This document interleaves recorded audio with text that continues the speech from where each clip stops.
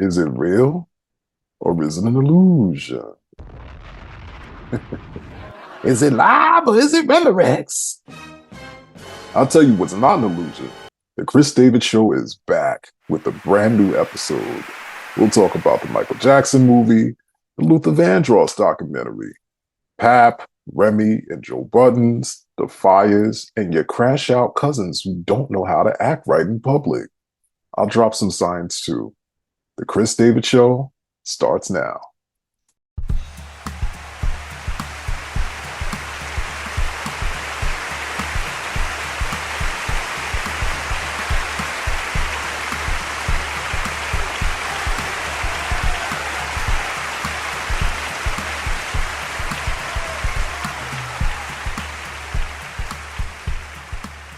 Happy New Year! It's me, baby, freaking New Year! Okay, enough. Welcome to the Cris David Show. I'm your host, Cris David. And look at that. We're in 2025. What'd you do for New Year's? I stayed home and listened to Chuck chill out. You know, tuck your chain! He's on the radio here where I live. Shout out to Chuck. Chuck's probably the biggest Eagles fan in New York City. But I had the radio on, drank pina colada, then I fell asleep before the ball dropped. And see, that's when you know you're getting old. And later on, I had on the Honeymooners Marathon, and I cooked, plantain and rice. Traditional, greens and black-eyed peas for money and, luck in the new year. I also had a birthday. Thank you. My cake, my cake didn't look like that, but it was a nice cake. Very, very mindful. I don't, typically I don't make plans because the weather is always nuts. But I was texting with my cousin.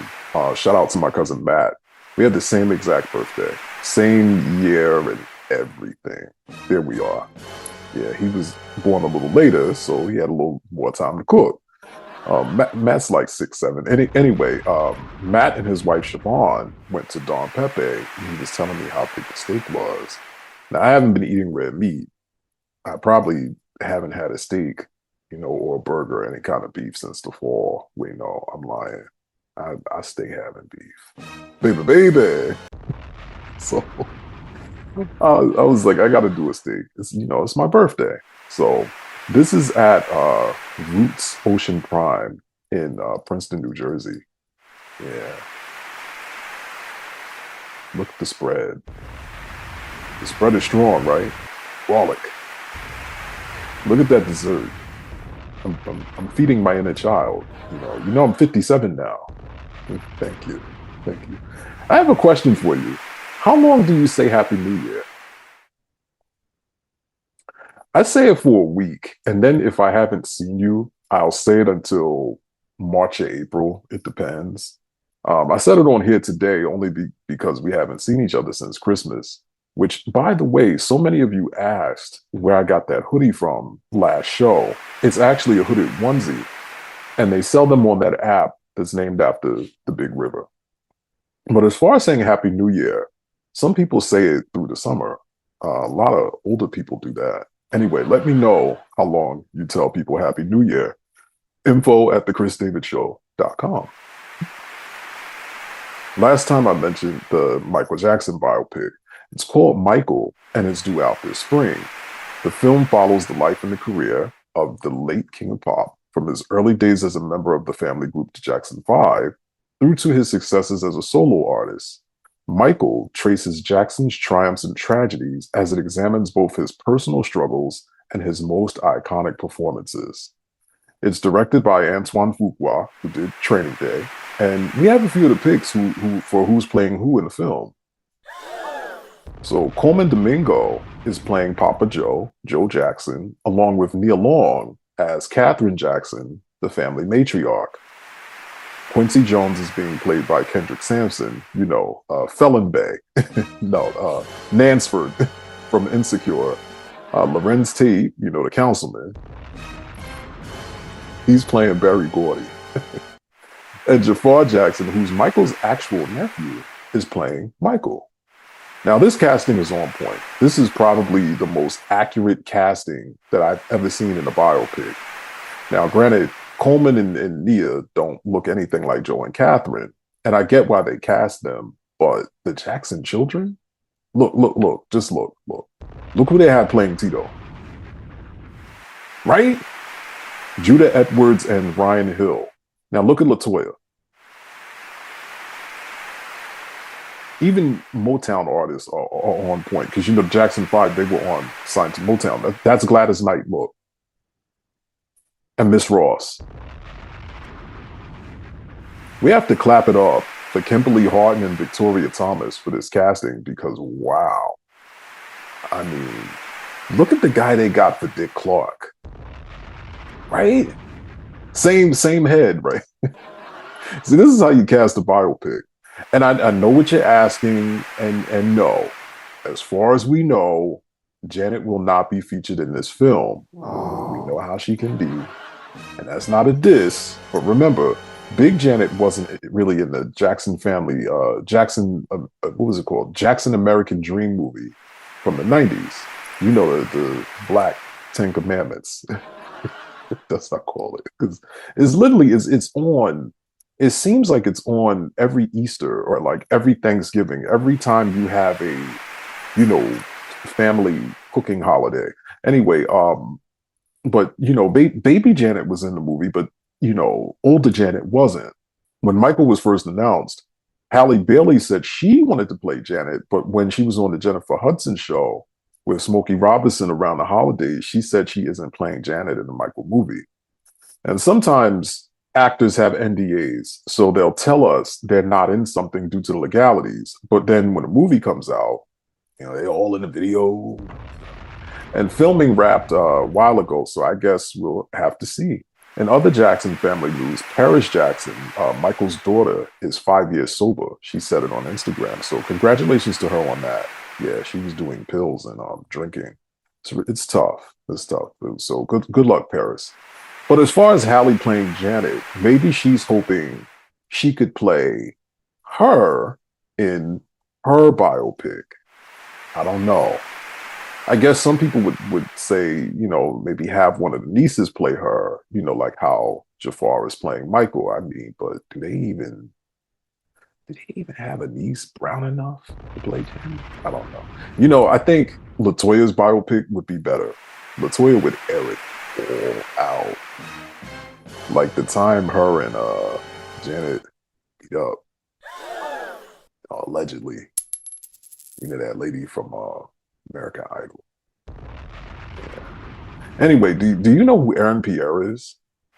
Okay, so this is Aaron. He's the voice of Mufasa in the new Lion King movie, Mufasa. Remember back in the 90s, James Earl Jones played Mufasa. And I'm just going to put it out there. Aaron needs to play James if they ever make his biopic. Look at them. Tall, similar complexion, same eyes, same voice. He could be his grandson. That is Aaron's Peacock-culture. Peabody, Emmy, Grammy, Oscar, Tony Kennedy Center honors. Little Elsbeth joke.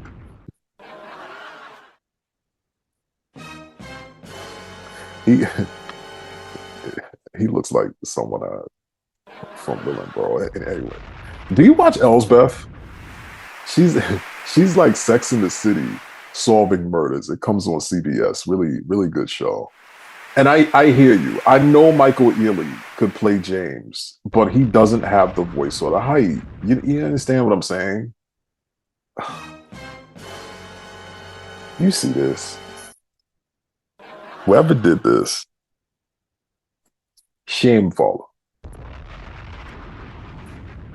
Don't slander my frat. I mean, it's low-key accurate for the other people. You know. I got pulled over. Yeah, so I was about to turn into the parking lot at my doctor's office, and I see those red and blue lights go on, and I'm like, oh, here we go. Because I signaled and everything, and you know, all my stuff is up to date. So I pull over and I'm grabbing my wallet and everything. And the officer, he's a brother. He comes around and he goes, good morning. You from around here? And I'm like, yo, good morning, officer. I'm not really, but kind of I have an appointment. And he goes, everything all right? You a Kappa, huh? And what chapter? And so I tell him, and he starts asking me other questions, and I'm like, wait a minute, officer, what did I do? And he says, nothing. I'm just messing with you. I'm a Kappa too, so yeah. Shout out to Officer New. I won't say your government on here. And happy belated J5 to all my fellow noobs. Yeah, that's the. And listen, we're not the crash outs, okay? That's the men of 2013. No crash outs. No crash outs in Kappa Alpha Psi Fraternity Incorporated. Before I forget, Lifetime is doing Lisa and the Gloria Gaynor biopics. Lisa's comes out February 1st, and Gloria's is February 8th. Pap and Remy are over. I know. Our official Black love couple is done. Now, this is a whole Greek tragedy, so pause this and go get you some of whatever you need to get through this.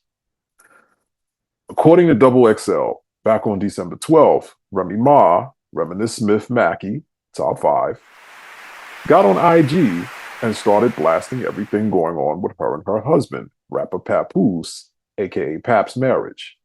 Pap, Shamel Mackey, top 5, was allegedly messing with this young lady right here, Claressa Shields. She's the boxer that film The Fire Inside is about, with Ryan Destiny and Brian Tyree Henry. Pap and Remy wed in 2008 and renewed their vows back in 2018. Remy accused Claressa's team of putting out fake stories about her and said she told Papoose to, quote, put out something to stop the narrative, unquote. When Pap didn't comply, Remy posted screenshots between Pap and Claressa on her feed. This is an exchange between Pap and Claressa. Pap is in blue and Claressa is in gray. I'm going to do my best for our listeners. Pap tells Claressa, who was upset that he didn't let her know he had got home safely, that no human being is able to report their every move. Claressa tells Pap to take accountability, reminds him he's married, and that if he couldn't fall asleep on the phone with her or be with her in person, then it shouldn't be a big deal to let her know that he made it home safely or that he fell asleep in his printer. Pap then changes the subject to tell her about a Christmas party at TuneCore, the digital distribution company where he's the head of hip-hop, and Claressa tells him she doesn't care. Remy goes, Papoose dumbass fell asleep on the phone with @Claressa Shields laying in my house. He refuses to leave. The bitch supposed to be a world champion boxer and get scary ass. I think she meant her scary ass. Hung up as soon as she heard my voice. Now I'm telling everything. Oh, and baby girl, you're not the only one. When I read Remy's words, I always hear her voice in my head. Walk around the metal detectors, block, and more block. Anyway, Papoose claps back. Sad to say that Remy Ma is a narcissist. She chose to cheat repeatedly. Now that I finally moved on, she's playing the victim. I have requested her divorce numerous times. She'd rather clout chase on social media than handle this like civilized adults. I did not want to do the social media foolishness for the sake of my 6-year-old baby. She has to go to school. As you can see, I remained quiet through this all. Remy liked the post. In another screenshot Remy posted from Claressa's text to Pap, Claressa tells Pap to, quote, do something about this girl, unquote, meaning Remy, because her PR team is going to freak out when they see her exposing Remy. posts she's referring to are this one from X, where she tells Remy, quote, "This can't be serious. You have two boyfriends," unquote. This one from her IG story. And these two in this exchange on X, where she and Remy go back and forth. Clarissa calls Remy a 45-year-old clown. Remy tells Clarissa she's not 45 and that she's not aging well, but then tells her she's not her enemy and that Pap wasn't answering his phone because he has another girl in Cali. Then Clarissa tells Remy that her screenshotted texts between them are fake. The second boyfriend Clarissa is referring to is a battle rapper from Philly named Easy the Block Captain, Anthony Brown, who Remy came out last week and confirmed that they are together. I'm going to put up that side by side again. Remy, you got a type, ma. You see it? Pap does too. Remy continued posting texts between Pap and Clarissa, including this one that we blurred out because Clarissa's number was still in the screenshot. Papoose responded to Remy's post by sharing a screenshot of a video of Remy and Easy last Christmas, 2023. Quote, "While I was at home with my daughter last Christmas, this is where at Remy Ma was. Now that I finally, in all caps, moved on, she's angry and making up lies. Hashtag narcissist. I told her we could divorce like adults. She refuses to do that because I wouldn't lie and say I didn't knock this chump out. I still got the messages of her begging me to lie about the knockout. But who cares? He didn't throw one punch back. Hashtag super soft, hand over face emoji. Everybody saw it. Out at Remy Ma woke him up and went home with him for 4 days. I went home with my daughter." As you can see, she couldn't wait to lie about it again. SMH, hashtag narcissist. I didn't knock him out because he slept with my wife. I knocked him out because he shook my hand and then slept with my wife. Hashtag ex-wife, hashtag narcissist. Then all of this takes a nasty turn. Remy accused Pap of attacking her inside the garage at their New Jersey home while they were having their indoor pool remodel, and that the workers called 911 to get Pap off of her. Remy also claimed to have audio and video of the incident and told Pap, quote, "Keep fucking lying," unquote. Pap responded, Remy was lying about the incident and that his claim could easily be verified. He said, quote, "You are the only one who played with police. Lying about history that unfolded in front of the world is pathetic. Falsifying text messages that you claim are from over a decade ago just to create a false narrative and justify cheating as narcissistic behavior," unquote. At this point, Pap removed his post and Remy responded with this diatribe that I'm going to summarize for you because we have to talk about New Orleans. Remy called Pap a liar, accused him of having a gambling problem, wanting to cause a public blow-up instead of quietly divorcing, isolating her from her friends and family, and using her image against her. She ends the post, quote, "You do anything to keep the Black love image I helped build for you, and you was okay with the lies being told about me. How many friends and family of mine have you purposely made uncomfortable and pushed away? Most importantly, my daughter worships me and I'm a fantastic mother, and you know that. I take great care of her. Don't try to paint that narrative. Now we can both stop pretending and hiding," unquote. Then Remy put up another post where she said Pap was jealous of her starting her battle rap league, called the story of him knocking out Easy fake, and said he ran up in the battle starting trouble. Got to be starting something. Something about feeding battle rappers stories, then telling him that Remy set him up, then telling Remy thanks for setting him up. Yeah, it's too much. Easy said he thought Remy and Pap were separated when he got with her, and that Pap had Remy's car bugged with a recording device. This was Easy's post on IG, by the way.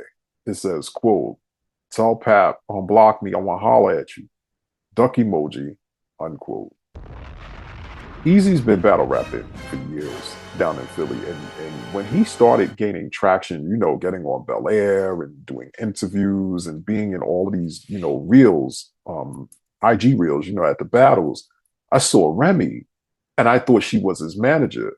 Then his battles, they kept dropping on Remy's channel, even though, you know, he has his own channel. But anyway, my inner child, you know, still into rap battles. And Remy, I still play your Power 99 freestyle in my car. The one over the Jadakiss, Put Your Hands Up. But this is one of those things where you just got to let those two iron things out with one another. It's like whoever either one gets involved with is going to have to deal with the X in some way, shape, or form. So good luck to everyone involved. You know, Remy's son Jace, remember he was on that show. He was arraigned over the summer for a murder back in 2021. It's a lot. Listen, if you or someone you know is experiencing domestic violence, reach out. Text the word START to 88788. They have advocates you can connect with who can help. You can also visit thehotline.org where you can chat live with an advocate or call 800-799-SAFE. That's 800-799-7233. It's completely anonymous and open 24 hours a day, 7 days a week. Now, I want to say something before we move on. I hope that in 2025, you all start defining relationships. All of that FWB bullshit, it needs to stop. Someone always gets their feelings hurt or worse.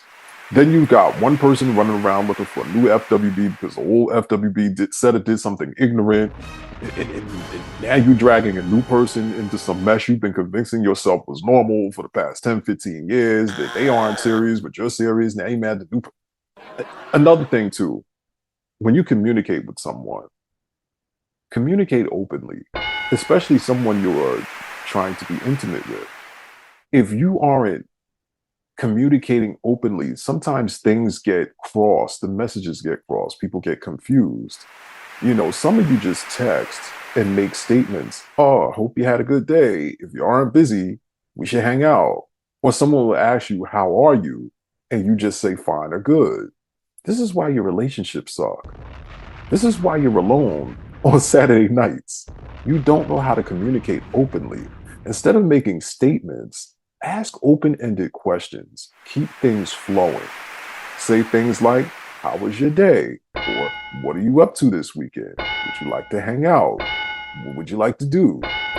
If someone asks you how you're doing and you just say, fine or good, they're probably going to assume that you're awkward or you're not into them if they have any sense. And also, if this is happening to you and you're really interested in that person, say something to them about it.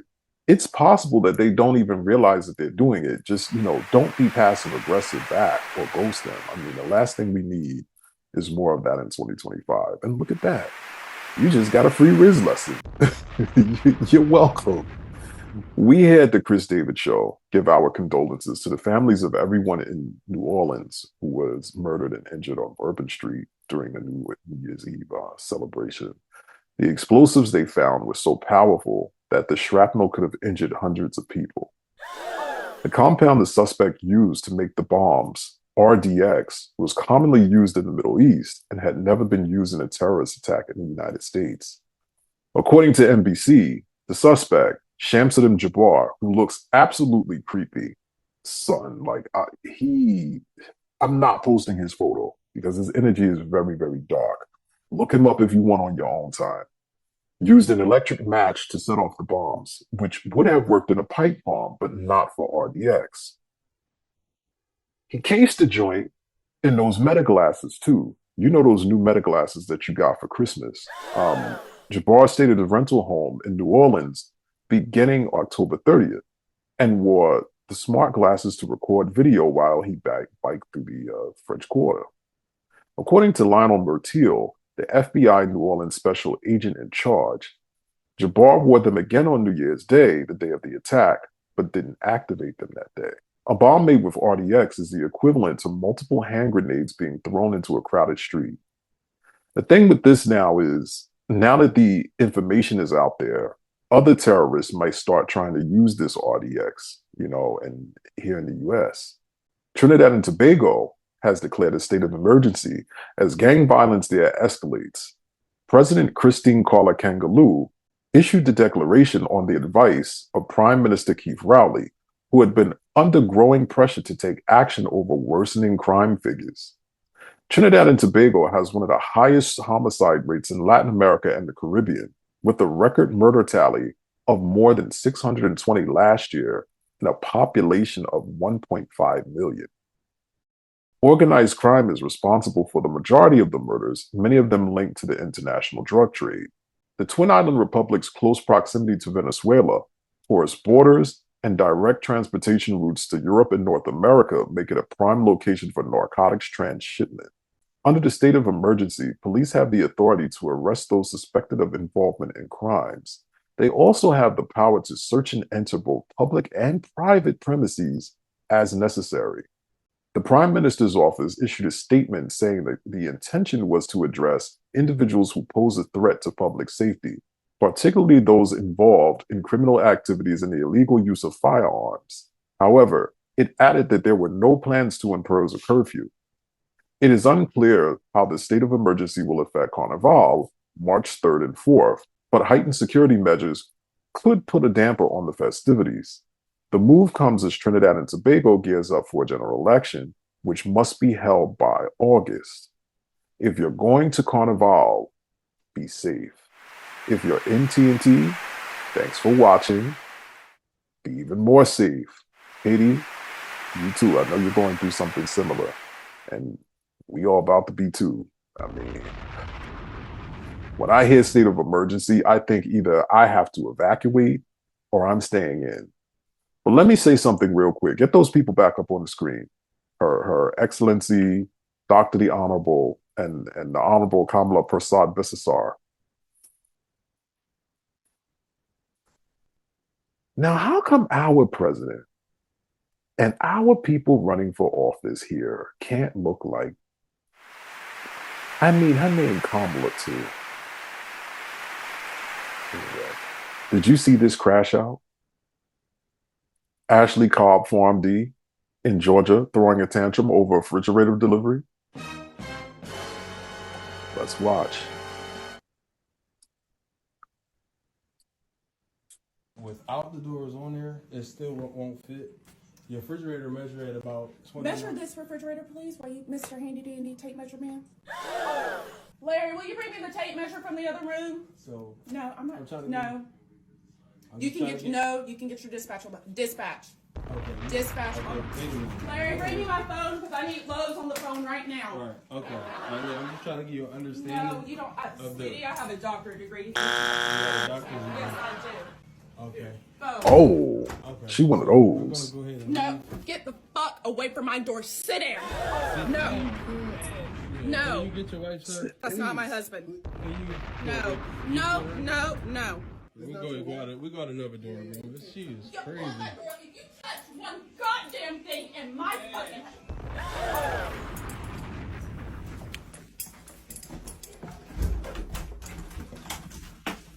Damn, she dirty.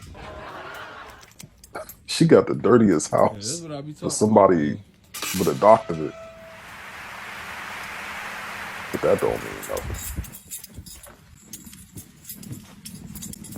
You be surprised. Hey, go ahead and load this thing back up, bro. We gone. We gone.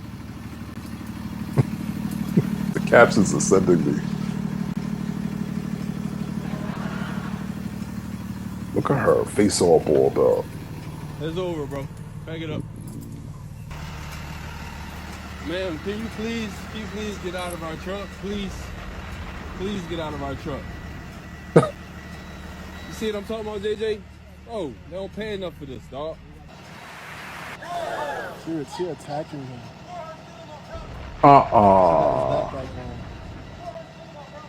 Wow. She tripping, man. It's the black woman. And this is all She got a happening doctorate just so degree. fast. Wow. He's like a foot taller than the both of them. Look at her. That's it. she is This shit is just crazy. she's crashing out.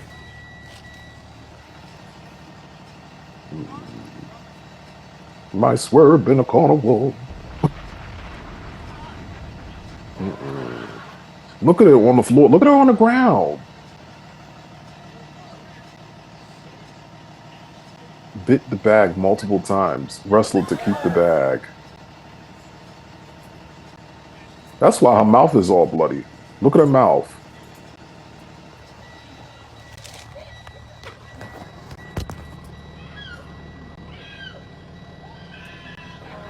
Oh, please. Now she's screaming for help. Girl, ain't nobody doing nothing to That's some you. weird shit. Listen, man. We gotta go, man. She wanted it all to go down. Everybody just go. Why you breathing out the phone? Girl, you hit yourself in the face. You bit the bag. If that man would have hit her in her face, her teeth would be in her digestive tract. We were trying to deliver her a refrigerator.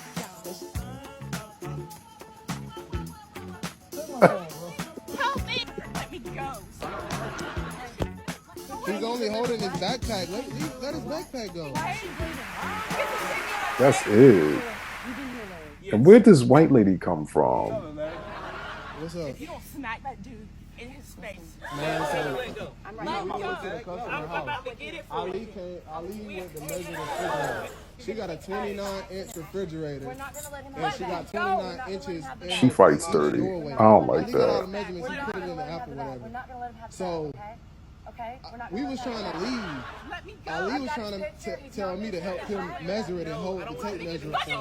She told me no, stand there. I'm like, what? No. So I walked around her, you know what I'm saying, and I helped. Make a long story But she knew not to hit the white lady. She blocking us in the front. She walked to the front door. She locked us in. We ran to the back. She ran to the truck. Hot in our truck. Was blocking us from getting inside the truck. She grabbed Ali bag and she got Ali bag on. Now Ali trying to get his bag back.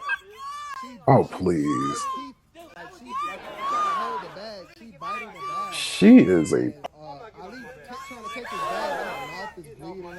It's crazy. nuts. Look at her. Now she crying. She's so full of shit. You would have thought the winning Powerball was up in that bag the way she was clutching that shit.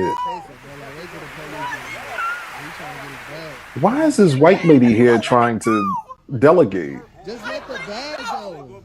Just let go of the bag. That's it. Girl, you ain't got no hair. It's the customer. And it's this other guy that was with her. And she said it wasn't her husband. But he advocated for everything. Ain't nobody getting punched. No, it ain't her husband. It's bag, It's Ashley. somebody else. Ashley, what's in the bag? Get your hands off of it. No. Yeah, we gotta go. What's in the bag, baby? We gotta go. I'm good. Yeah, get out of there. Get out of Dodge. Listen, no one's mad at you. I didn't punch her. I know you didn't. We recorded the entire time. Thank you. Just ring your neighbors. I'm sorry. Ring your neighbors. What the hell just happened? I don't know what this woman was going through, or but she seems like a very entitled brat. She seems very nasty, very entitled, and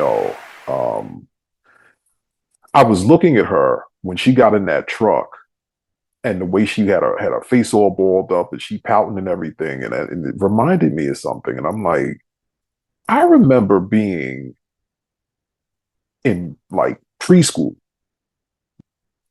and there was a little girl named Randy who looked exactly like this Ashley Cobb Farm D woman who likes to fight herself. Stop fighting yourself. Stop fighting yourself.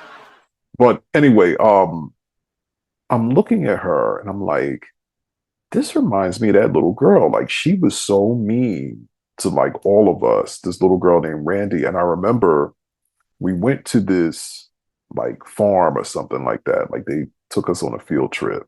And, you know, these are things that you remember as a kid. Cause I mean, growing up in, you know, in the Northeast, when the hell do you get, you know, in the city, when the hell do you get to go to a farm? So anyway, they took us to this farm, and little girl Randy, I remember we were all riding horses. They put us on horses. She fell off a horse, and we never saw her again. I don't know if the little girl had a bad injury or she died or what, but it was just like Randy fell off the horse and was in the mud, and then that was it. And that's what that lady reminded me of, the way she was sitting up in that truck and the way she was rolling around in the ground like a prize hog. But I wonder how long the white lady watched this all going down before she brought her nosy ass onto their property. Like, does she even know Ashley and Larry? Ashley and Larry that well? And Ashley seems to have been fired from her job as a pharmacist at Valley Healthcare in Columbus, Georgia, too, because her LinkedIn is down. And when we called, they said she no longer worked there. So the Lowe's delivery men who are contracted to do those deliveries and setups are still working and safe. And I'm glad they filmed the entire incident, because as someone who's been in similar situations with crazy crash out Karens, it's always their word against ours. And what always gets me is just like how the speech is so calm, you know, and then they start screaming and raging. It's just something pathological. Anyway, Larry blinked twice. And anyone else who might come in contact with a nut like Ashley Cobb Farm D, maybe you live with somebody like that. You know, maybe, you know, your neighbor is like that, or, you know, your mother or your father, somebody, I don't know, but there you go. I mean, don't be mad at me. You're the one crashing. I mean, listen, this is episode 302, okay? Just in case we don't get to 730 or 5150. It might swerve, bend the Carnival. I bet you, though, I bet you she puts that Farm D at the end of her name on all of her emails to the MDs and the DOs. I worked this one job. It was a temp job. They call it a term appointment. And my boss was so fucking mean to me. This lady hated me for whatever reason. Like, she would throw tantrums like that daily, like how that Ashley was just carrying on. I mean, rotten to the core. Real crusty under nail tool. Okay, figure it out.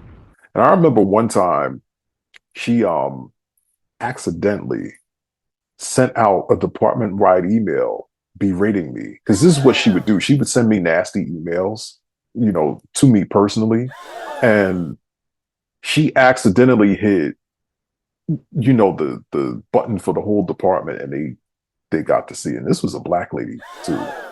And she only apologized because her boss called her out on that shit.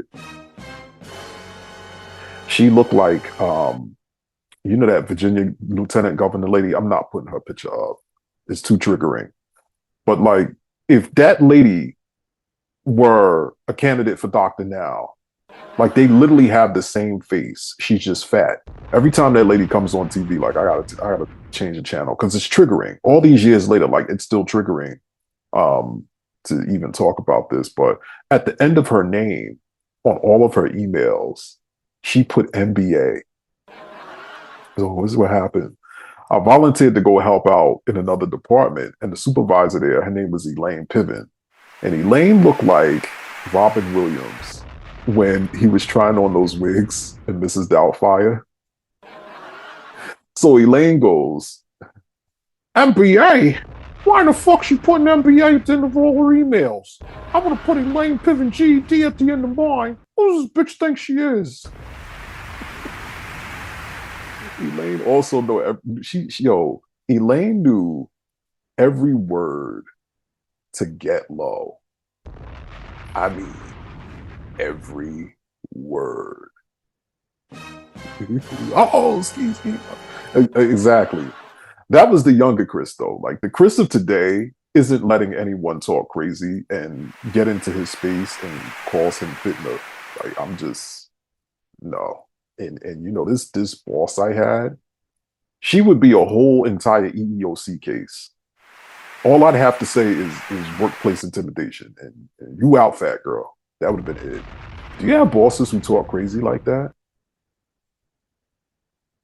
It's no good. It's no good. Did you see this nasty email this parent wrote her daughter's teacher? Okay. So this post has been circulating on X, and it comes from a mother in Houston who claims that her 8-year-old daughter's teacher is being disrespectful. This is going to be my last time emailing you about your treatment when it comes to my little girl. I've been calling because every day she's coming home and it's something you've done or said. Everybody in the office acting like they stupid and they're fucking slow. This your last time disrespecting my child and making her feel less than. Who the fuck you think you are to tell an 8-year-old she's irresponsible like her parents and all of her family and jerking papers out of her hand? Who the fuck you think you are to be trying to embarrass children? I have a great relationship with my child, and she comes home and tells me every single thing you say and do. If was a problem in any way, you could have reached out to me the same way I reached out to you. Your job is to care about these children. I don't know what the fuck your problem is and where you last left your mind, but you best to find it. You go in that classroom having an attitude every day, but I'll walk in that bitch and bless your motherfucking soul behind what I birthed. Get your shit together and learn how to talk to children before we come face to face. Make today the last day you disrespect my child. Now you have a blessed weekend. You know they're in the South. Anytime she cussed out the teacher and then told her to have a blessed weekend, that's like another cuss out in itself. See, up north, we're just going to tell you where you can go and what you can do. We don't have time for blessings and pleasantries. Like, we're going to go straight for the gusto. Also, her daughter's name, which I really like, by the way, I like the spelling of it, the way you spell it. I took it out because we have to protect the babies. Allegedly, the police were called by the school when they got that email. I mean, you know, it does come off threatening, and not in the good, stop messing with my baby way, but in like the bad, on-site way. Like, mama is ready to throw hands with Ms. Teach. I can see this from both sides, so I'll say this. Some teachers can be biased when it comes to certain students, but it sounds like this teacher is in the wrong profession. This is in Houston, so I'm willing to bet that while this parent and student are both Black, the teacher might not be. And not to turn this into a race thing, but teachers of other races are biased toward Black children. I had an incident with the teacher, white girl, who taught in another class. Class was 80, 90% Black and maybe 10% Hispanic. And she comes to me, she goes, "Hey, can you talk to so-and-so's dad?" And I'm like, "What for? He's not my student." And she goes, "Well, I know his sister is, and I know you've talked to him before." And I just cut her off right there. And I'm like, so you think that because you're having a problem with your student whose sister's in my class, I'm supposed to talk to the parent? What sense and on what planet does that make sense? And she's just blinking. Like I said, the whole thing in Chastena. So then I go, what's the real reason you want me to talk to their dad? Well, I just figured, what's the real reason? She turned beet red and spun around right back into her classroom. I know what it was. You know what it was. Exactly. Houston mom, where does the school district stand? I know in the past they've been cagey and funny acting. Shout out to this woman, Lauren Ashley Simmons. She saw things going on in the school district there and the state. So she ran for office and won. She's a state representative now. If anyone knows what happened with this, info@thecrisdavidshow.com. Let us know. I remember being probably the same age as Houston mom's daughter. And my grandma used to watch me. And, you know, in the morning and after school. And I can't remember why we went into the building before school, but it was for something important. Like, you know, I had to, you know, drop off money or a form or something like that. So we were going into the school, and we turn the corner and we get probably no more than 5 feet away from the office door. And out comes Sister Maureen. And she's like, and my Sagittarius grandmother, her and Nicki Minaj, same day, goes the fuck off. I don't remember exactly what she said, but I just remember Sister Maureen, Willy Wonka looking ass running off somewhere, and Miss K, who looked like white Dorian Corey, going, "Oh, it's okay. I'll take care of it. Thanks." Mm-hmm. Miss K was the secretary. And in class, Sister Maureen dismisses everyone except me, you know, at the end of the day. And she comes over to me and she goes, "I was just telling you to go back because class hadn't started yet. I didn't know you were going to the office." Like I hadn't been going to that school longer than she had been teaching there to know what time the bell was. Anyway, when I got home, I told my grandma what happened. She was ready to go back up. I miss my grandmother's. Grandma, I miss you. I miss you so much because I tell you, if you were able to see this, you would get a kick out of this show. Because she would sit and watch different shows with me. We would watch talk shows when I was a kid. And I mean, I guess this is where it came from. But a lot of the kids, that the teachers pick on and they single out are actually gifted. And I've dealt with that firsthand. Either they're just not being challenged with the work or they just happen to learn differently. And this is why every child needs someone like that to advocate for them. Because just standing around and letting the teachers and administrators do what they want sends the message that they could just mistreat your child.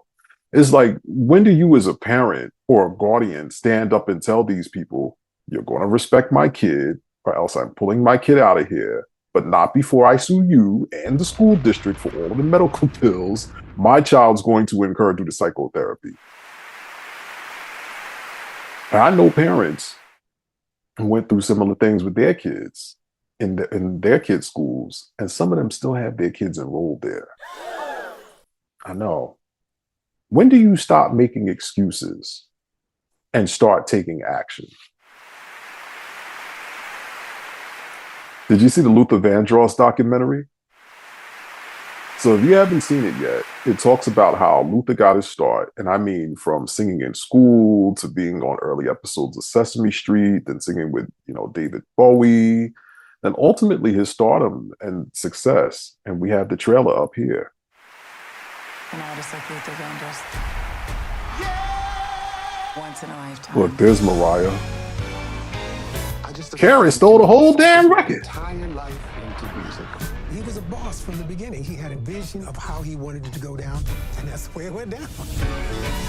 I used to sing for Roberta Flack, that Midnight. David Bowie, David, new talent. He whispered to me, I love this guy. And I'm like, what's not to love? Luther said, I have a sound in my head. I got to get it out. So we went in the studio. It says, okay, it goes boom, boom, boom, boom, boom. I said, this is a quirky little bass line.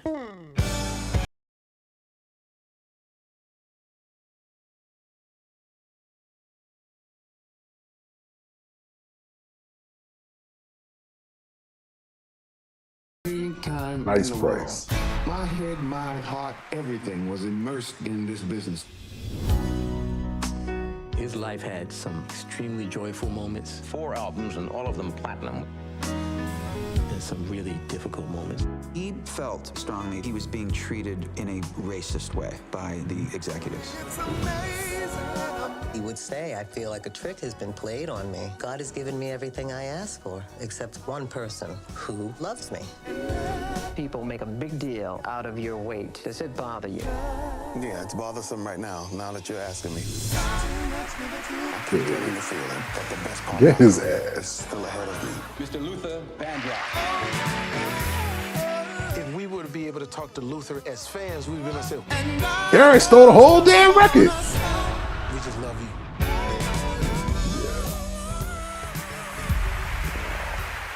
Now listen, I don't put music on this show because I don't want to get what they call a strike on YouTube. But I'm going to tell you, for Luther, I'll take that strike. And I will take that strike like the grown-ass man that I am. You know, I mean, it's not like, you know, I stole the whole damn record. Anyway, Luther, y'all like that when I do that. Carrie stole the whole damn record. Anyway, Luther was a man.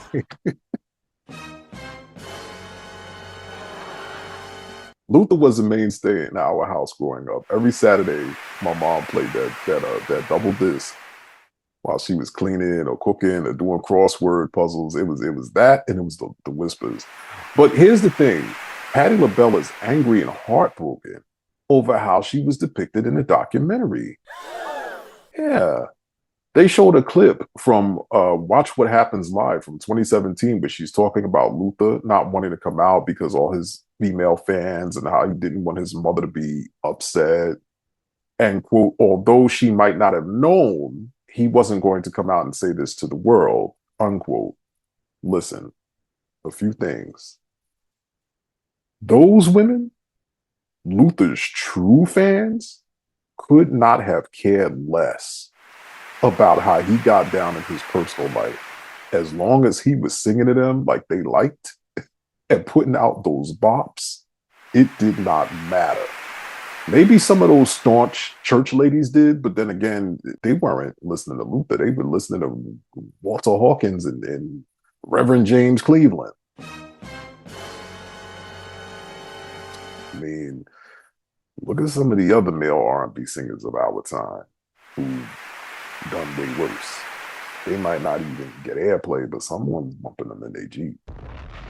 Now, as far as Luther not wanting his mother, Miss Mary, to be upset over his sexuality, you know, Miss Pat, you're a mother. Mothers know.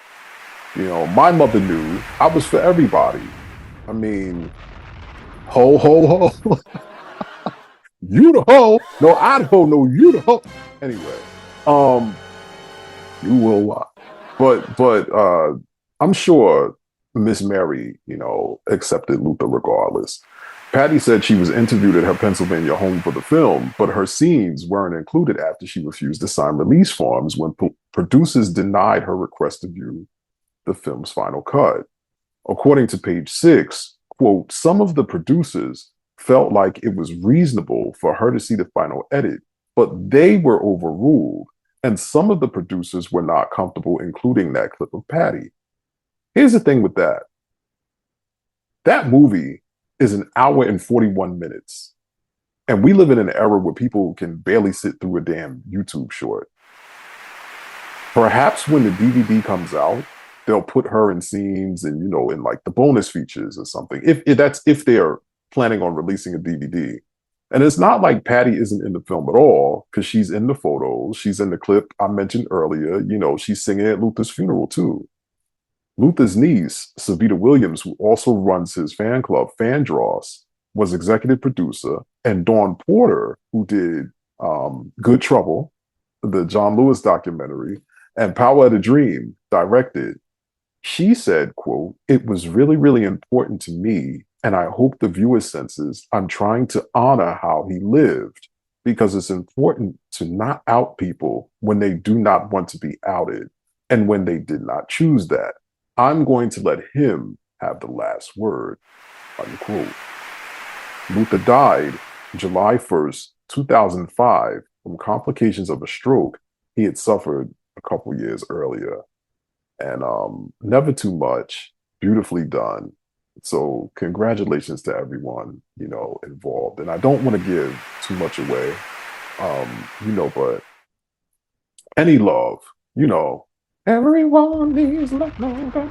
That was one of his most personal records. And, it got me thinking, how many of us have everything we want? Career, house, friends, money, but we don't have that one person. And how many of us convince ourselves that we don't need or want anyone because we're ashamed of something inside of us, or we don't want to be judged. So we take on the task of filling our lives with other things to distract us from what we really want. And I remember people would say when Luther was big, he was in love. And when he was small, he was single. Just ignorant, y'all. Just ignorant. And if like I know, it's really the other way around.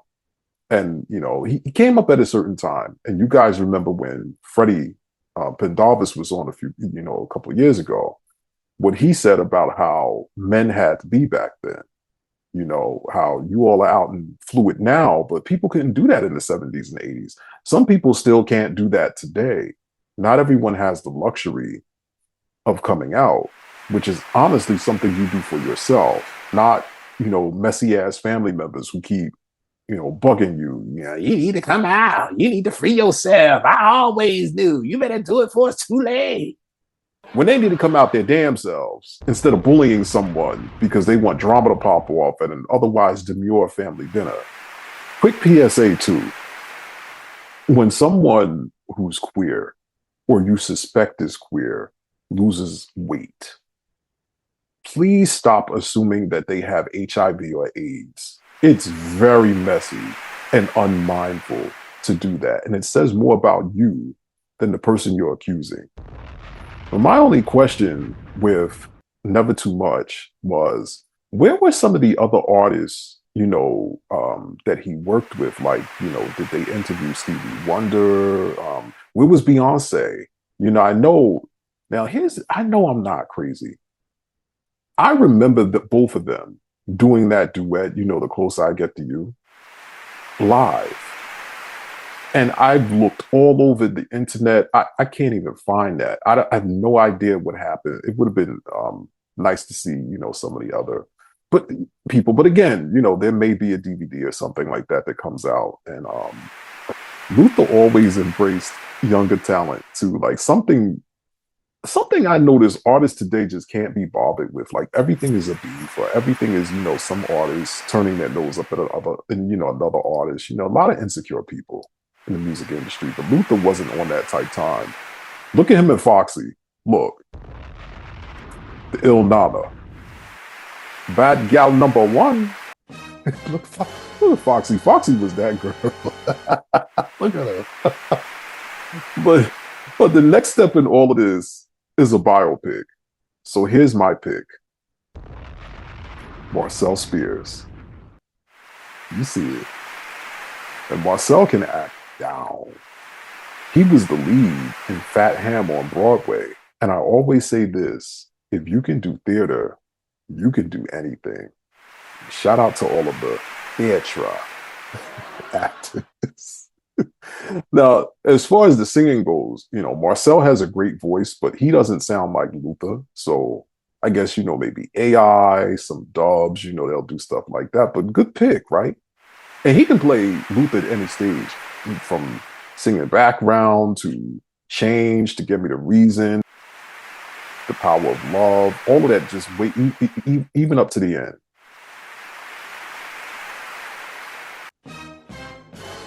Marcel, that is your Pigacature. He's a Columbia grad from New Orleans, theatre. But y'all like that, huh? Theatre. Biopics, I'm having fun. Like, I'm having fun, guys. It's been a minute. So Biopics are tricky though when it comes to casting. Remember that Whitney biopic? Remember the Whitney one, the Aretha one? They had everybody upset. And then this wasn't a biopic, but it was a play. Deborah Cox did this bodyguard play. And Deborah's a powerhouse. You know, she can sing you up, down, all the way around. She will sing you from Canada to Mexico. But she was worn out singing all of those songs. I mean, she was singing all those Whitney records from the bodyguard, like line by line. And Whitney didn't even sing her own songs line by line, you know, live. Stop by yourself. But Chadwick Boseman, and rest in peace to him, he was such a great actor that we didn't even care that he didn't look like the people he was portraying. While we're talking about documentaries, did you see the Chris Brown? So it's called Chris Brown, A History of Violence, and it's on Max, but originally it aired on ID. It chronicles the history of Chris' first documented assault incident involving Rihanna back in 2009, up to recent incidents involving women who met him at parties and through social media. It is extremely graphic, so if that's not your thing, don't engage. Sunny Hostin, you know from The View, Steve-Yo by Soror. She had an after show after the documentary, and she's talking, you know, to experts and, you know, different women about domestic violence. And she had a few advocates on there as well. And this woman right here, her name is Alexis Smith, Miss Kansas. She's Miss Kansas 2024. And she said that her abuser was in the audience when she went up to accept her crown. If you or someone you know is experiencing domestic violence, text START to 88788. And listen, domestic violence isn't just physical abuse. It's financial abuse, it's verbal abuse, you know, any kind of red flag that you could think of. If your man taking your car while you're at work to go pick someone up and then bring them to your house, you know, somebody necking you about your appearance or your personality, blowing up your phone, back-to-back texts, isolating you, alienating you, pay attention. But Sonny's husband, Dr. Manny, might have a whole RICO charge. Wow. Congestion pricing. I know. New York City congestion pricing, a first in the nation tolling program, began January 5th. The system set up to charge most drivers driving below 60th Street in Manhattan $9 during peak hours between 5 a.m. and 9 p.m. on weekdays and from 9 a.m. to 9 p.m. on weekends. The toll costs $2.25 overnight. Drivers coming into Manhattan via the Holland or the Lincoln will get a $3 rebate. Well, whoop-de-frickin'-woo. During peak hours only, taxis pay 75 cents per ride, and Uber or Lyft pay $1.50. Lyft is crediting that $1.50 toward a future ride during the month of January. By the way, because I know we get all kind of people who watch, if you thought you were going to take the Triborough into Astoria and then come off at that first exit, go down 31st to Queens Plaza, and then over to Queensboro, nope, that's $9. You still getting violated. But since they started this, I'll say there's way less traffic in the city. But to hell with Midtown and downtown. I mean, what is this, the 90s? There's so many great places uptown, and you can always go over to the Bronx. The Bronx is the new Brooklyn. All the good restaurants are in the Bronx, and, you know, in Queens, you know, now anyway, I mean, you know, all the decent clubs and bars in Brooklyn, you know, baby, you know, it is what it is. Mayor Adams doesn't care. I mean, his son up in the mansion rapping. Look at Jordan. Look at the young lady shaking it like Bacchanal time. Look at her. Whoa, roll it, gal, oh. Control it, gal, roll it, gal, oh. Roll it, gal, whoa. Control it, gal, roll it, gal.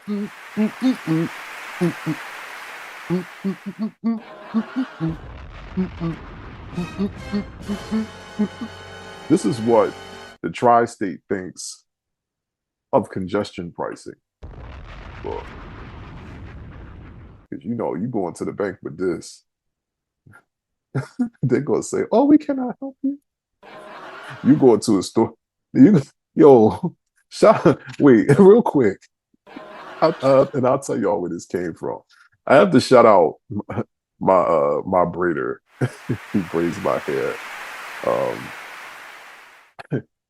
Last time I was there, my son came in, you know, from school or whatever, and he has this $5 bill, and $5 bill was ripped. So he tried to pay for, you know, his food across the street, you know, at the store. And they tell him, "Oh no, you can't use this, it's ripped." So they take cheesesteak tape. And if you're from Philly, you know exactly what I'm talking about when I say cheesesteak tape. They take the tape, they take his bill, and they send him back across the street to his mom. And she's trying to braid my like literally my last braid. She goes off. Funniest thing anyway. But this is something I got for my birthday. So I've been feeding my inner child lately. And part of that is doing things that I did as a kid. So if you're watching, you know, and you've known me since way back then, thank you for riding with me. But you also know I like magic tricks and science and taking things apart and putting them back together. So like, you know, like so. So, you know, thank you. California Governor Gavin Newsom says the wildfires will be one of the worst natural disasters in U.S. history. Saturday, Governor Newsom told NBC News Meet the Press, quote, "I think it will be, in terms of just the costs associated with it, in the terms of the scale and the scope," unquote. Newsom also called for an independent investigation into the local water supply after firefighters said some fire hydrants ran dry the first several hours as they were battling flames last week across greater Los Angeles. Newsom went on to ask, well, was it just overwhelmed that you had so much that was used? We drew it down. Was it pipes? Was it electricity? Was it a combination of pipes, electricity, and pumps? Was that drawdown impossible because you lost 7,000 plus structures right here anyway? And every single structure we lost had a pipe that was leaking? And would we have lost that water pressure anyway? Did it contribute in any way to our inability to fight the fire, or were 99-mile-an-hour winds determinative and there was really no firefight that could have been more meaningful, unquote. Nearly 40,000 acres have burned and tens of thousands of structures have been destroyed. There are over 100 wildfires total, and dozens of people have since passed away. Several fires continue to burn and have displaced thousands of residents. And lately, more and more of the fires are, you know, being considered arson, and people are being taken into custody. Did you see the one suspect? Stop fighting yourself. This video here is from KTLA, the CW affiliate in Los Angeles. All of these cars were ditched. So all of the drivers panicked. They took their keys. This is Palisades Drive, as well as Sunset Boulevard. This dozer is just moving these vehicles out of the way. So if this is your car, unfortunately, it's an emergency situation, and this is what they have to do.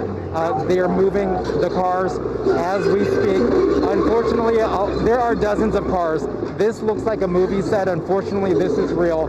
LA County Fire, they have to do what they have to do. They need to clear a path. So literally, they're moving the cars, the SUVs. We're seeing Mercedes, very nice vehicles, Teslas up here, but that's because the car owners, they took their keys and they just started running. They left the cars here as the firefighters were trying to clear the pathway, clear the roadway. This is an emergency situation where, you know, they need to get up to the homes. They want to make sure people are not trapped up there. But this line of cars probably goes about 300 feet deep, at least as long as I can see from this bird's eye view. So we're kind of staying back. They're in a situation here where They are literally moving these vehicles out of the way. Yes, it is causing damage, as you can hear from the screeching noises, but that is what they have to do. Announcement I wonder if I could just make. Here on Palisades Mahoney. Drive, if anybody has a car Wow. and they leave the keys in the car. He doesn't even So realize that who we he's can move your interviewing. car so that these fire trucks can get up Palisades Drive. Yeah. What's happening is people take their keys with them as if they're in a parking lot. This is not a parking lot. Yeah. We really need people to move their cars. So if you leave your car in Palisades Drive, leave the key in there so a guy like me can move your cars and get them up there so that these fire trucks can get up there. It's really, really important. Thank you for talking to us live, sir. What's your name? My name is Steve Gutenberg. Steve, do you live in this area? I live in the area. Yeah, I live right up the hill, and thank goodness everybody back. But I have friends up there right now, and they can't evacuate because it's stuck on Palisades Drive. Yeah. And you're an actor. Yeah, I'm an actor. Okay, now you look familiar. You look familiar to me now. Yeah, after your producer have fed it family to up you. there. I was just talking to that gentleman. He has a mom who's stuck up in the hills. Yeah, there are people stuck up there. So we're trying to clear Palisade Drive, and I'm walking up there as far as I can, moving cars. But people don't take their keys with them as if it's a parking lot. There are families up there. There are pets up there. There are people who really need help. And you told us that this is one of those situations. We have seen this. People are not able to move. We were in our live truck. We couldn't even move. They told us to bust a U-turn. I've never seen traffic this slow. Well, of course, we've got a huge fire up there. We got huge winds right now. And it's really important for people to help each other. It's really important for everybody to band together. And don't worry about your personal property. Just get out. Get your loved ones and get out. I have friends up there that can't get out right now. Oh my gosh, I'm so sorry to hear that. They've been given evacuation orders. Have you been, could you call them? Did you talk to them? Yeah, I spoke to everybody up there. It's starting to move. But we're seeing the cars. Okay, so we're seeing the cars that he's talking about, but they're moving very slowly. If you notice this, they're trickling in, coming from the top of the hill, car by car. What's important is people leave their cars right there, and they have not left the keys in there. So all these people have trouble getting down. Yeah. So I'm just trying to tell everybody, if you leave your car anywhere during a fire, make sure key in the car so guys like me can move the car. So we're worried about your friends. We're worried about people, loved ones up there. Are they actually trapped? Well, they can't get out, and thank goodness most of the areas up there, some areas actually do have a lot of fire around them, some don't. So are they literally cannot get out of their homes? They can get out of their homes. They can go to the gates of these gated communities or these communities, but they just can't get down Palisades Drive up there. So that's what the problem is. The people aren't, either it's really incredible traffic, or people, leave their cars and they don't leave a key in there. Anyway, I'm just trying to say, everybody's got to band together now. Don't worry about your personal property. Take your pictures and everything, but just get out. We've noticed that. We've noticed people with their dogs, like a lady over here, Armando, as you see, she just has, I think that's a dog or a cat that she's holding, and just a bag. So they're just trying to get out of here, and some people are saying, forget it. We need to be very careful. We got to get going, guys. Our firefighter, thank you so much. Another actor, Brian J. White, from Stomp the Yard, him and his neighbors tackled and caught an arson suspect. His head ass was running around the neighborhood with a blowtorch. He deserved to get caught. This is why when elected officials and experts get on the news and tell you to evacuate, you best evacuate. That bulldozer in that first clip was literally moving the cars that were parked beside one another, parallel and diagonal in every which way possible, so that the first responders could get up to their homes and get this situation under control. I mean, they're lucky they didn't smash him up like Brave Little Toaster.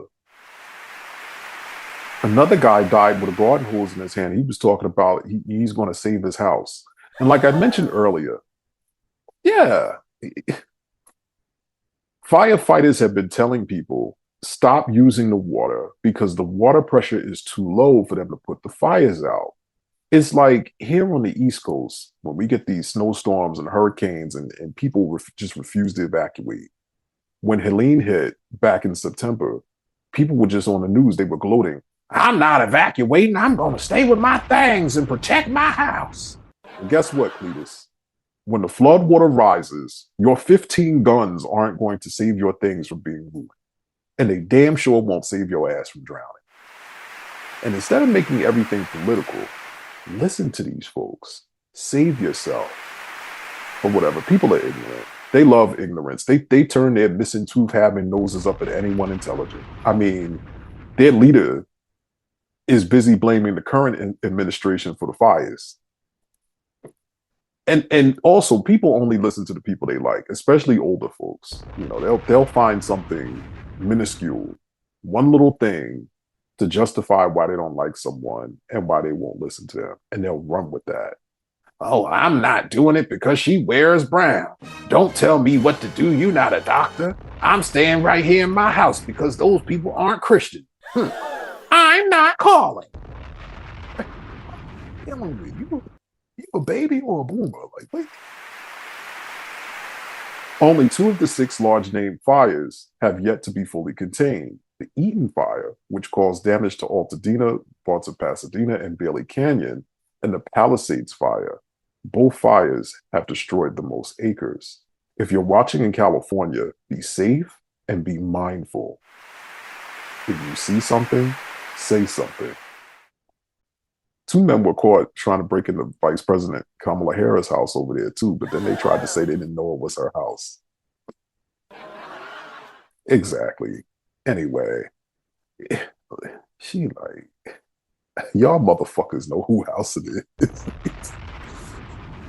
If we get another snowstorm where we are, it's possible that some of the smoke will end up here via the jet stream. I know. That snowstorm down south was horrible. They try to say you southern folks aren't built for driving in that, but really it's your local government and local Department of Transportation's fault. They had to send salt down there because you know how we have those big huts on the side of the turnpike? Well, they don't have anything like that. Everyone's down there wrecking out on black ice. Nervous times, man. Just nervous times. Congratulations to my friend Paula. Paula, everyone, just got a well-deserved promotion at NYPD. She's gonna blast me for this too, but I don't care. Why is my picture on your show? Stop imitating me. I don't sound like that. I call Paula the mayoress of Brooklyn. Paula, I've told you for years that you should do real estate or run for councilwoman or, you know, borough president or just do a lifestyle blog or something because you are in the know about so many things. Yo, she explained the 2, 3, 4, 5 train thing to me. You know, because I'm like, with that, you know, okay, so it's express on Tuesday, but on the weekend, anyway. Congrats, Paula. I know you're watching. and thank you for my birthday present too. I've been using it. It's, you know, I've been using it too. So look, it's purple. Did you see this craziness at Chipotle?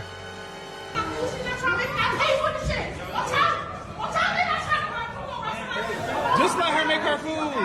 Just get her food, please. Like, just let her get her food. Just for the night. Thank you.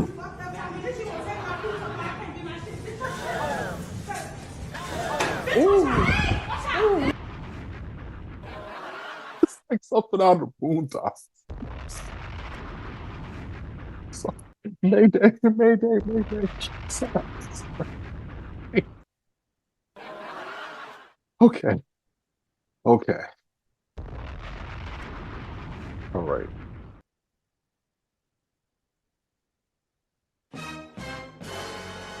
He was asking for that. Anyway, listen, let me be rational. Let me be rational.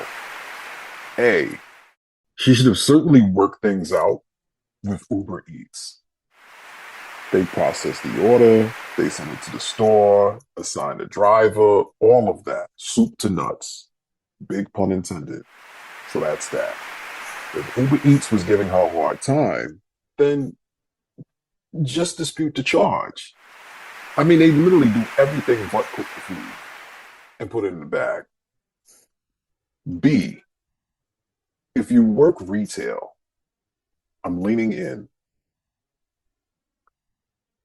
That means, food service, banking, rental car places, any of that. Don't chase anyone.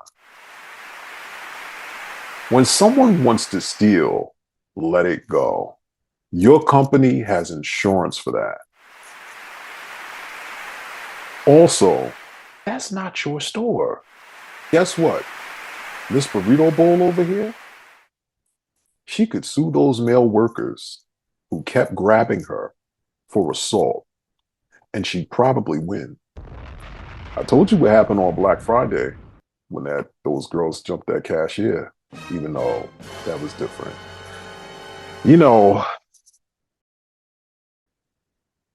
I feel like sometimes I just have to tell everyone how to do everything. This Chipotle, by the way, was in Washington, and it looks familiar to, hey, if you're from the district, is this the Chipotle over by BET? Well, where BET used to be. DC people, let me know. All right. And I'm old enough to remember when that restaurant was in the lobby of BET, remember? My DMV heads remember. But I need these companies to tell their employees how to properly handle situations like this. They had no business grabbing her, snatching her plate, like getting in her way, none of that. And, some stores have what they call a no chase policy, meaning store employees are prohibited from pursuing active shoplifters. Policies also prevent employees from flagging excessive returns, which, some stores have very liberal return policies. I won't name them, but there's one. Someone I know worked at, and a man returned his wife's wedding dress from the 70s, and they gave him a store credit. The employee who got his sonic rings knocked out of him said Miss Burrito Bull has been threatening him on social media. Now, if that's true, young lady, you need to chill. This employee also doesn't seem like he's used to being around so many black people, so he misses certain nuances. Don't look at me like that. It's a thing. Like not snatching something out of someone's hand. There are things that you just don't do when you're used to being around us, unless you are deliberately looking for trouble. Chipotle has been slammed in the past for skimping on portions. And I mean, listen, at almost $40 a bowl, they might as well let people come in and make their own food and just weigh it. The Subway too, the Ava too. Everyone may as well just join in on the big bakery. But something, Miss Burrito Bowl is lucky she wasn't at Popeyes. You know how they get down. Look at this. I meant to say number 3. I don't want this. And yeah, can you change that to a number 3? Matter of fact, a number 7. Number 7? Well, that's the Popeyes. Oh, number 3. You pick one. What you mean I pick one? You just ordered the fucking food. Excuse me? You heard what I said, bro. You about to close, bro. I got time for your shit, bro. What kind of customer service is this? What you want? Yes or no? This is what you want. This is what you paid for. This is what you about to get. I want a number. No, I want. What you want This is what you paid for, so this is what you're gonna get. Here, I got your Fanta right there. And I don't want Fanta. I want fruit punch, please. You want fruit punch? I fucking will. You finna get what the fuck I made and what the fuck you paid for. Oh my God, what kind of customer service is this? What kind of customer are you? Oh, I just want to. Well, no, I want to just give my money back. Your money back? Lady, fuck your money. Here, get this. Get this drink. Here you go. You have a nice day. I know someone whose father got caught shoplifting at a supermarket, slipped and fell, sued the store and the security company, and won. And there's a law firm that specifically handles cases like that. You know the commercial, I won't do it. It seems like people behaving loudly and wrongly at other people's jobs is a theme this week. Ashley and the Lowe's contractors delivering a refrigerator, Miss Burrito Bowl smacking the rings out of dude at Chipotle. There's a young man I know personally who crashed out at the Chipotle in Cheltenham Mall. I think he had gotten fired or something. He was throwing chairs, then he's throwing napkins, straws, sweet and low, throwing all this shit on the floor. Then he just prancing around, you know, moving his hands all around like Saucy Santana, you know, throwing ice on the floor. I don't know what it is about fast food places, but sometimes they just bring out the worst in people. Maybe it's the lighting. Did you hear what happened with Joe Budden's? Yeah. So in Edgewater, New Jersey, aka Rappers Row, according to Edgewater Chief of Police Donald A. Martin, on December 4th, 2024, at approximately 7:21 a.m., police were dispatched to an apartment complex for the report from a resident that a man was standing outside of their apartment door completely naked. The caller recognized the man as a neighbor, Joseph Budden Jr., 44. The caller was alerted to Budden by their doorbell camera. The video depicted Budden attempting to enter a code into the door keypad several times before re-entering his own residence across the hall. As a result of police investigation, Budden was charged with lewdness, disorderly persons offense, on a complaint summons. Chief Martin states that these charges are merely accusations and that the defendant is presumed innocent until and unless proven guilty beyond a reasonable doubt. Budden said on his podcast, too, that his neighbors had him kicked out of his apartment for recording episodes there. He also said in the past that he suffers from somnambulism, which means he's a sleepwalker. Budden's attorney, Nima Emery Esquire of Emery Law Firm, said, quote, Mr. Budden is saddened by Police Chief Martin's press release. Mr. Budden has been waiting weeks for his cross complaints to be processed, which include substantially more serious charges, include possible felony charges against the persons behind these charges against him. The chief has, in our opinion, sat on those, but instead uses his time to gain some free publicity for himself. Chief Martin should seek publicity by doing notable policing, not inflaming disorderly person allegations. The allegations against Mr. Budden are a minor charge, not even resulting in an arrest. A charge Mr. Budden is looking forward to beating in court on the merits not in the press. The chief's comments are reckless and, in our opinion, racially motivated. Our research has not shown a single press release on a disorderly person charge on the police website this year.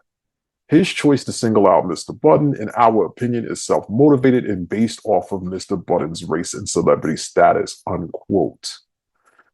Sleepwalking, known as somnambulism, is more common in children than adults. Children usually outgrow sleepwalking by the teen years. Sleepwalking in adults is more likely to be confused with or happen as a part of other sleep disorders. Medical conditions can also cause people to walk in their sleep. Sleepwalking often occurs 1 to 2 hours after falling asleep. It isn't likely to happen during naps, but it's possible. A bout of sleepwalking can occur rarely or often. A bout generally lasts several minutes, but it can last longer. People who sleepwalk may get out of bed and walk around, have a glazed, glassy eye expression, not respond or talk to others, be hard to wake up, not remember upon waking that they sleepwalked. They may also have problems functioning during the day because of disturbed sleep and or have sleep terrors that cause screaming and waving of arms and legs. Sometimes people who sleepwalk will do routine activities such as getting dressed, talking or eating, leave their home, drive, or take part in sexual activity without being aware of it. They're also prone to injuries as a result of falling downstairs or jumping out of a window. Some sleepwalkers may even become violent while briefly confused after waking up or once in a while sleepwalking. Budden's court date was scheduled for Thursday, but his charges ended up getting tossed. Oops.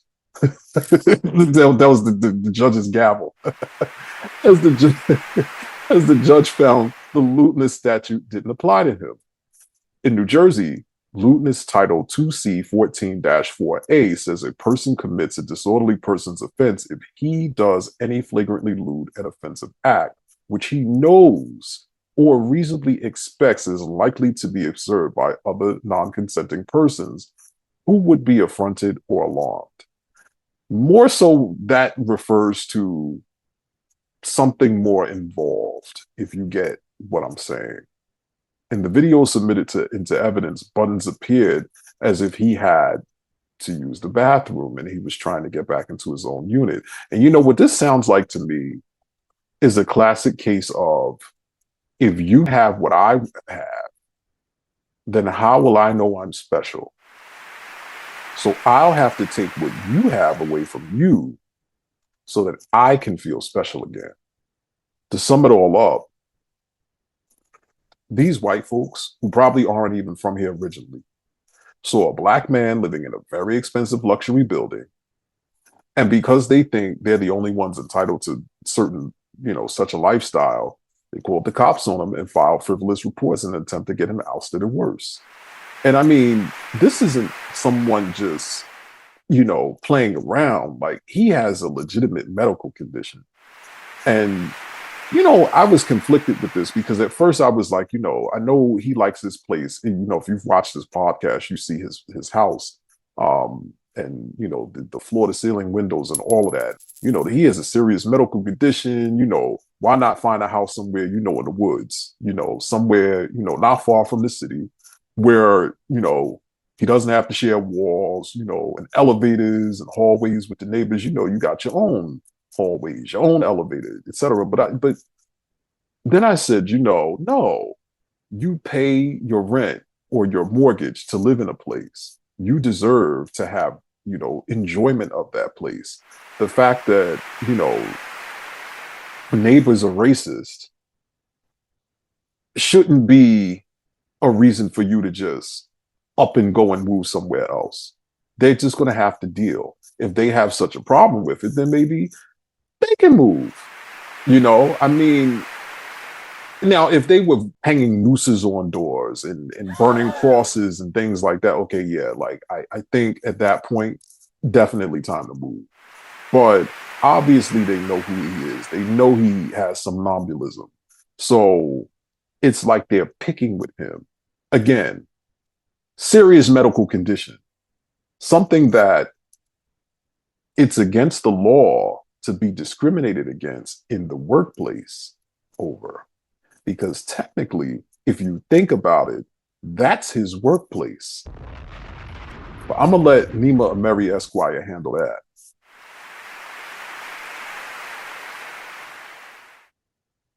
I know someone, too, who used to sleepwalk, who would pee in the closet. Oh, wow. Look at this. Look at this. So this is me and Buttons. Wow, I hadn't had my last growth spurt yet. Look at me. Look at the little chicken tender. He was my very first interview.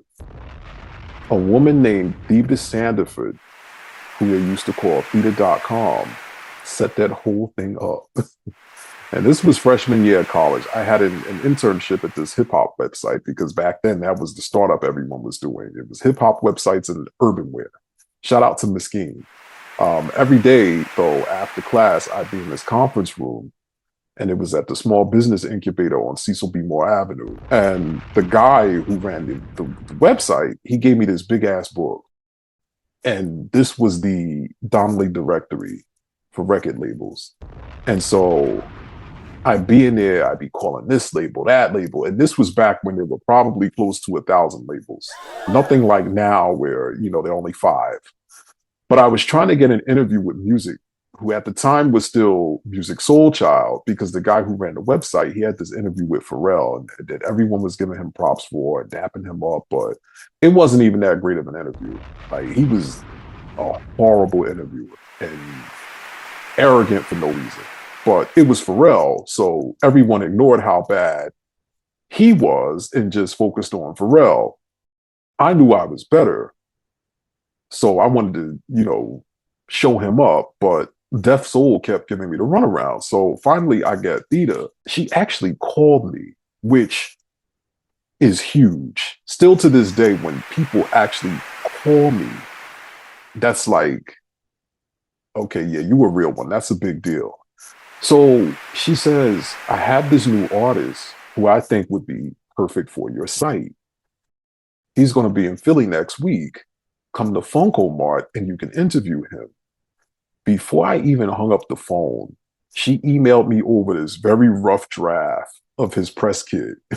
He was so new that they hadn't even finished his EPK yet. And his single was, gaining traction. I mean, it was, a summer hit. And so they were scrambling to promote him and get him, just in and on everything. And so fast forward to the day of, I had a 440 class and it was May. So it was finals and I'm rushed through my final and I headed down to the record store and they hadn't even gotten it yet. So I'm, just in the back of the store, chilling with my notepad, just hanging out. And again, we didn't have iPhones or, ring lights or any other regalia you kids have today. So Theta calls and she goes, we're in some traffic, but we should be there in a few minutes or so. And when I tell you, not even 5 minutes goes by and I hear those horns from Pump It Up. And this guy right here comes running up the steps to Funko Mart like he's at draft day signing autographs. Just crazy.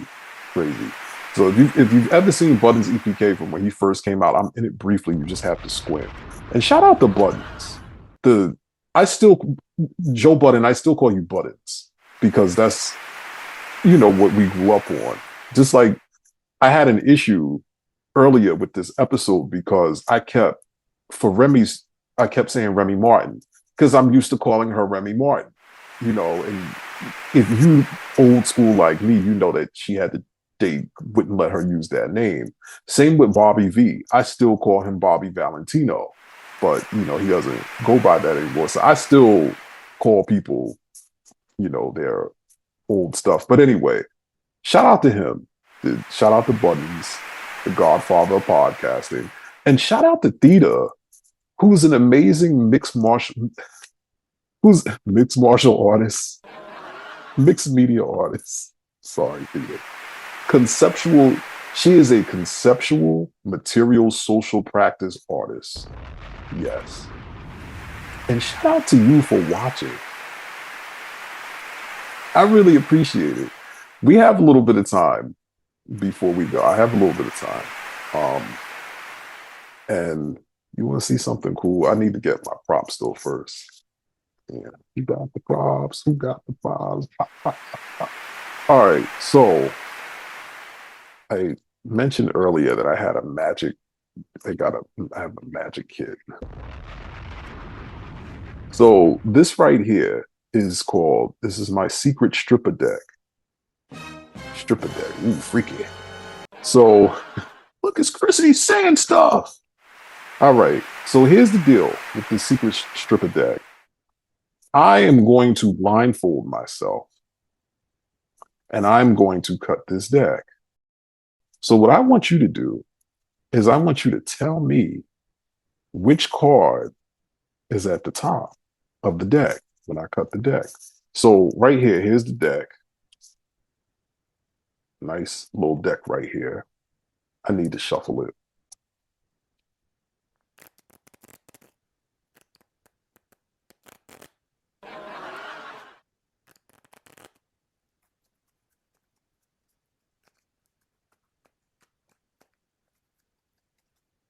So now what I'm going to do is I'm going to cut this deck perfectly in the middle. And you have to tell me exactly what the card is. So what I'll do, because I may be off, because again, I haven't done magic tricks in years.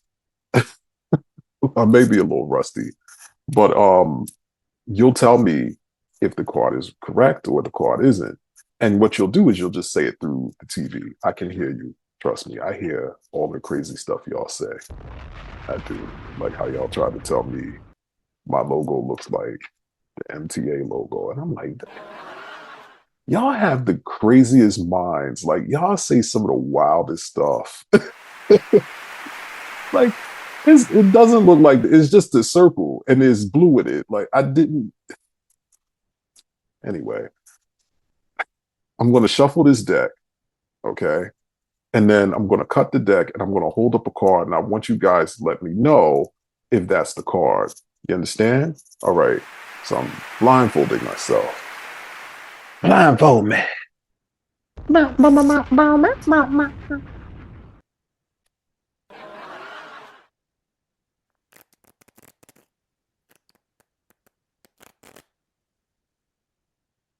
Here's my deck. All right. I cut this deck perfectly. Can you see the card? All right. I want you to remember this card, okay? Because this is your card. And this is the card that I need you to pick out. And I need you to tell me if it's your card. All right. So, my cards are shuffled.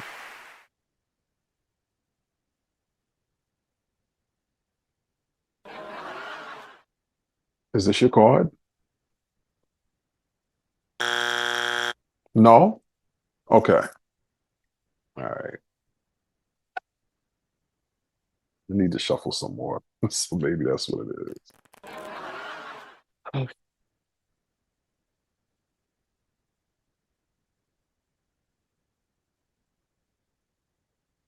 Is this your card?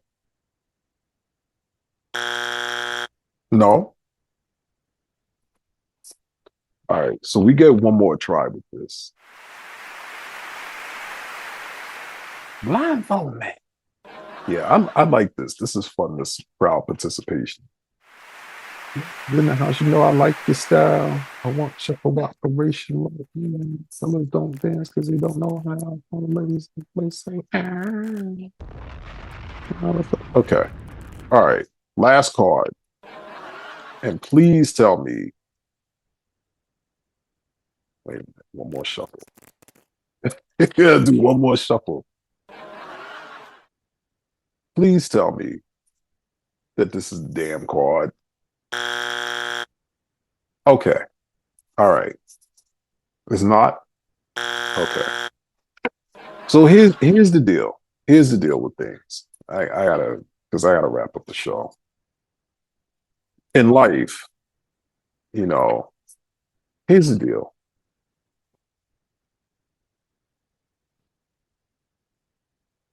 A lot of things in life are like magic tricks.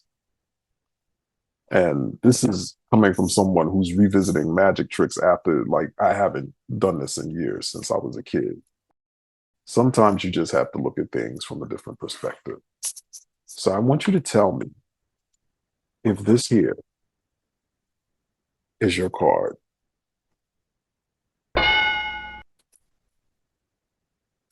Yeah? Yeah? That's my time for the day. Remember, don't internalize people's trauma. Protect your peace. Set boundaries and barriers. If niggas want to crash out, move out the way and let them. I am your host, Cris David. Happy New Year!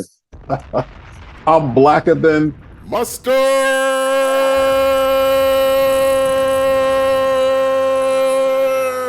on whiting. And this is the Cris David Show. You can always get in touch with me at info@thecrisdavidshow.com.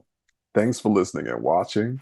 Tell your friends, tell your mama, tell your daddy, tell your baby daddy, tell your boyfriend, tell your sister, tell your cat, tell your dog, tell your doctor.